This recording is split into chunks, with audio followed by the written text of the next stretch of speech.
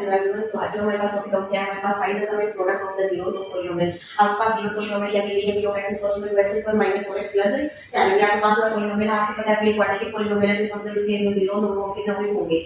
आपको sum and product of the zeros का करना है, आपको फाइंड आउट करना है। हम find let alpha and beta be the zeros of p of x। जो पॉलीनोमियल है हमारे पास उसके अल्फा और बीटा कैसे हैं जीरोस हैं। आप सभी को इस रिलेशन को अच्छे से ध्यान रखोगे। सम ऑफ द जीरोस की वैल्यू कितनी होती है -b/a और प्रोडक्ट ऑफ द जीरोस जो हमारे पास होता है अल्फा बीटा जो क्या होता है हमारे पास c/a।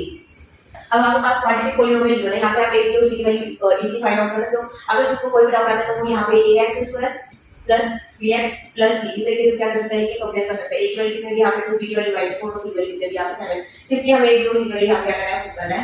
b की वैल्यू कितनी है -4 माइनस का साइन पहले से है -4 आपको मिली a की वैल्यू कितनी है माइनस माइनस का लेकिन कैंसिल हो जाएंगे 4 बाय में 2 तो यहाँ से कितना देंगे हमें 2। तो a अल्फा प्लस बीटा की वैल्यू कितनी है आपके पास 2।